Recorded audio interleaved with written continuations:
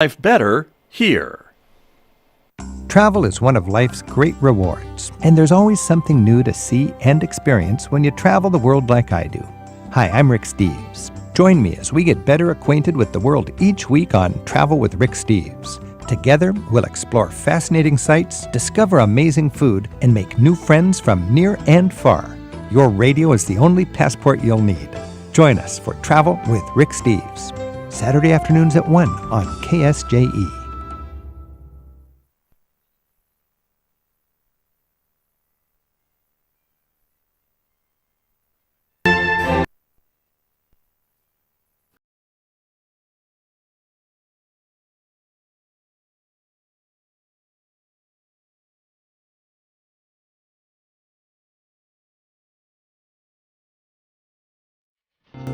Wednesday morning here on KSJE, and it's time for another lesson about life in the Sandbox. Ron Price is here, noted author about the Life in the Sandbox series of books. He is here with me this morning. Good morning. Good morning, Scott. Always good to be back with you. Thank you. Good to have you here. Thank you for being with me. And so this week we are going to be talking about something in reverse, right? We are, Scott. So, some weeks back, we talked about brainstorming, and Yes, people can go on Facebook, right, to watch past episodes. They can.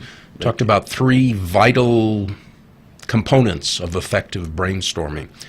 I want to add another one, but before I do, I want to ask you a quick question. I'm going to put you on the spot here. Okay. I don't know how long it's been since you've been in arithmetic class, but can you divide 17 by 2 and come up with a whole number? And a whole number? A whole number. A whole number. Yes. No, I'm sure I can't. Okay. Maybe someone can. I can. I bet you can. Can you divide 17 by 3 and come up with a whole number? No. Okay, I can. You can. And so can you, by the way. Really? You know how, yes. Okay. Can you divide 17 by 9 and come up with a whole number? And I'm going to warn you, if you say yes, I'm going to ask you how to do it. Right. I'm going to say no. Thank you. Thank you. No. Now, Okay. it's simple. Just borrow 1. Scott, 1 plus 17 is how much? 18. Thank you. I did this in a group setting one time, and a voice called out, 19. Ouch. And I went, yeah, are they just goofing on me, or are they arithmetically challenged? 18 divided by 2 is, of Right. course, 9. Yes, it is. Borrow 1. 18 divided by 3 is, of course, 6. Borrow 1. 18 divided by 9 is 2. If you add up 9, 6, and 2, you've got 17. Just pay back the 1 that you borrowed. Now, that's a silly story, Scott. It's a silly story, but don't miss the point. If you tell yourself there's no way to resolve a situation or accomplish some purpose that you have in mind, it's the old Henry Ford. If you think you can or think you can't, you're right. So do what my favorite professor always used to say, keep a window open in the attic. Now, he used that to reference always be learning, always be open to new ways of looking at life and so forth, gaining new information.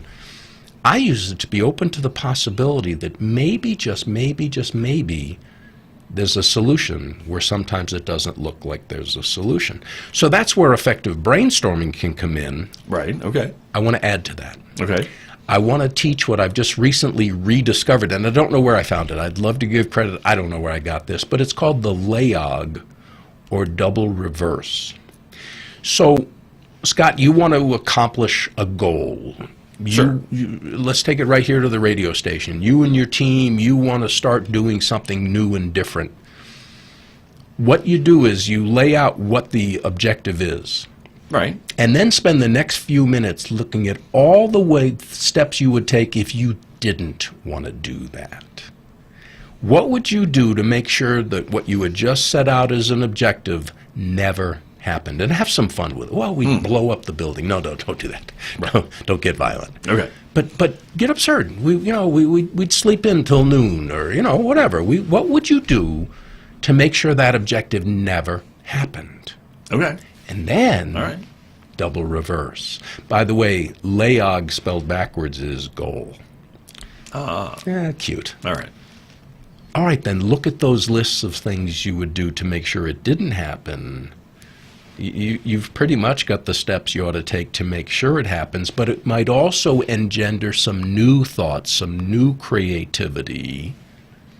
Okay. To come up with ideas you might not have come up with before. Interesting. So yeah, double negative or double reverse. First, look at the ways, what would you do to make sure it didn't happen? Then turn that around. All right, how are we going to make sure this happens? What are the steps that we need to take? I can see that applying in a whole bunch of situations, Scott. Can you? I can indeed. Well, it's that different perspective, right? If you look at it from the reverse, and then do the double reverse, you've got me.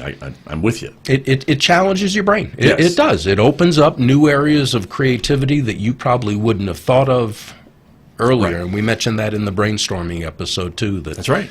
Getting out of the box and looking at wild and crazy ideas will sometimes lead to a wild but doable idea that is totally appropriate and worth your time.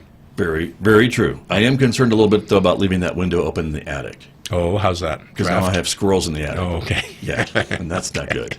We'll talk about that off air. All right, very good. Thank you, Ron. You bet, Scott. Thank you. That is Ron Price with another great lesson about life in the sandbox. He is with me every Wednesday at this time right here on KSJE Farmington.